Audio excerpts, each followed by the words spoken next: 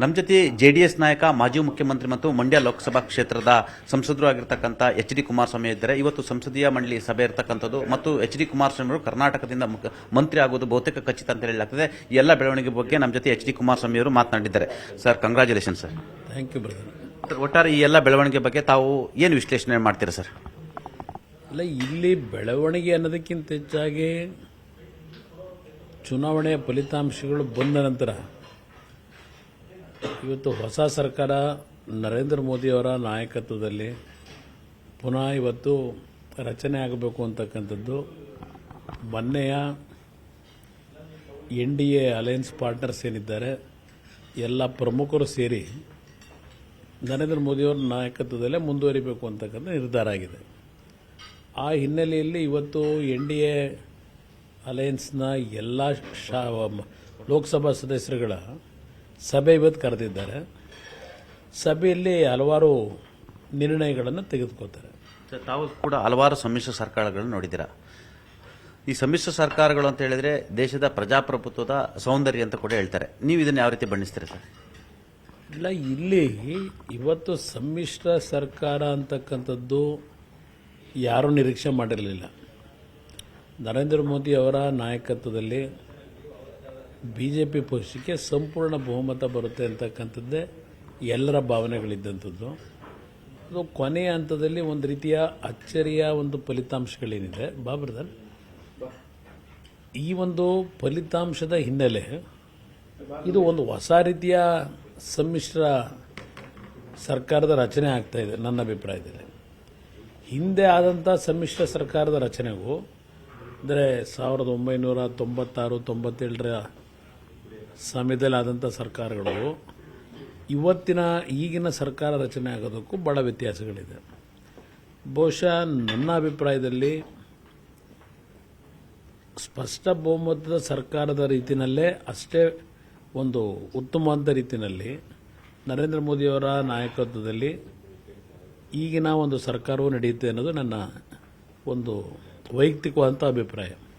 ಯಾವುದೇ ಸಮಸ್ಯೆಗಳಿಲ್ಲದೆ 5 ವರ್ಷಗಳ ಕಾಲ ದೇಶದ ಒಂದು ಅಭಿವೃದ್ಧಿ, ದೇಶದ ಒಂದು ಭದ್ರತೆಗೆ ಪೂರಕವಾದಂಥ ರೀತಿಯಲ್ಲಿ ಕಳೆದ 10 ವರ್ಷದಲ್ಲಿ ಏನೊಂದು ಭದ್ರ ಬುನಾದಿಯನ್ನು ಹಾಕಿದ್ದಾರೆ, ಅದು ಮುಂದಿನ ದಿನಗಳಲ್ಲಿ ಇನ್ನೂ ಹಲವಾರು ರೀತಿಯಲ್ಲಿ ಇನ್ನೂ ಕಳೆದ 10 ವರ್ಷಕ್ಕಿಂತಲೂ ಉತ್ತಮವಾದಂಥ ರೀತಿಯಲ್ಲಿ ಈ ಒಂದು ಸಮ್ಮಿಶ್ರ ಸರ್ಕಾರ ನಡೀತಕ್ಕಂಥ ಒಂದು ವಾತಾವರಣ ನಿರ್ಮಾಣ ಆಗಿದೆ ಅನ್ನೋದು ನನ್ನ ಅಭಿಪ್ರಾಯ.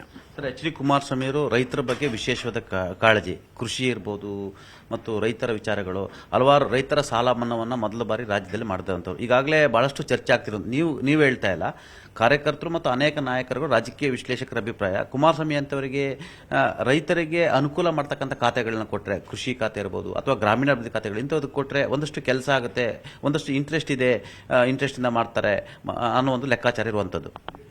ಇಲ್ಲಿ ಕೇಂದ್ರದಲ್ಲಿ ಇವತ್ತು NDA ಪಕ್ಷದಲ್ಲಿ ಹಲವಾರು ಸಮರ್ಥವಾದಂಥ ಲೋಕಸಭಾ ಸದಸ್ಯರುಗಳು ಆಯ್ಕೆಯಾಗಿ ಬಂದಿದ್ದಾರೆ. ಹಲವಾರು ಮಾಜಿ ಮುಖ್ಯಮಂತ್ರಿಗಳಿದ್ದಾರೆ ಮತ್ತು ಹಿರಿಯ ಸಂಸತ್ ಸದಸ್ಯರುಗಳಿದ್ದಾರೆ.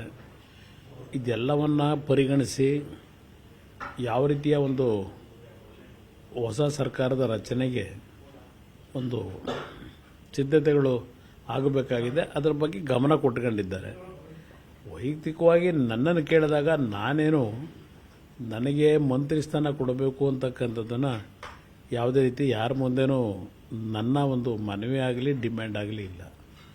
ಈಗ 2 ಬಾರಿ ರಾಜ್ಯದಲ್ಲಿ ಮುಖ್ಯಮಂತ್ರಿಯಾಗಿ ಪ್ರಾಮಾಣಿಕವಾದ ಒಂದು ಕೆಲಸ ಮಾಡತಕ್ಕಂಥ ಒಂದು ಅನುಭವದ ಹಿನ್ನೆಲೆಯಲ್ಲಿ ಹೊರಗಡೆ ಇದು ಸಾರ್ವಜನಿಕವಾಗಿ ಚರ್ಚೆಗಳು ನಡೀತಾ ಇದೆ. ಕೆಲವರಲ್ಲಿ ಆಸಕ್ತಿ ಇದೆ, ಕುಮಾರಸ್ವಾಮಿ ಅವರು ಮಂತ್ರಿಗಳಾಗಬಹುದೇನೋ ಅಂತ ಹೇಳಿ. ಇಲ್ಲಿ ಕೇಂದ್ರದಲ್ಲಿ ಇವತ್ತಿನ ಒಂದು ಪರಿಸ್ಥಿತಿನಲ್ಲಿ ನನಗೆ 5 ವರ್ಷದ ಸರ್ಕಾರ ನಡೀಬೇಕು ಅನ್ನೋದು ಒಂದು ಭಾಗ, ಅದರ ಜೊತೆಗೆ ಒಳ್ಳೆಯ ಕೆಲಸಗಳಾಗಬೇಕು.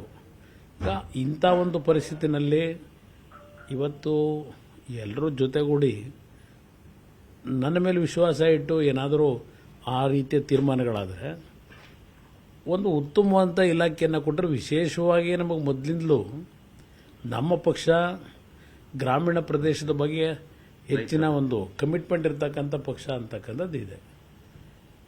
ನಾನು ಇಲ್ಲಿ ಹೇಳ್ತಕ್ಕಂಥ ಇತ್ತೀಚೆಗೆ ಒಂದೊಂದು ಇಲಾಖೆಗಳನ್ನು 4-5 ಭಾಗವಾಗಿ ವಿಂಗಡಣೆ ಮಾಡ್ಕೊಂಡಿದ್ದಾರೆ.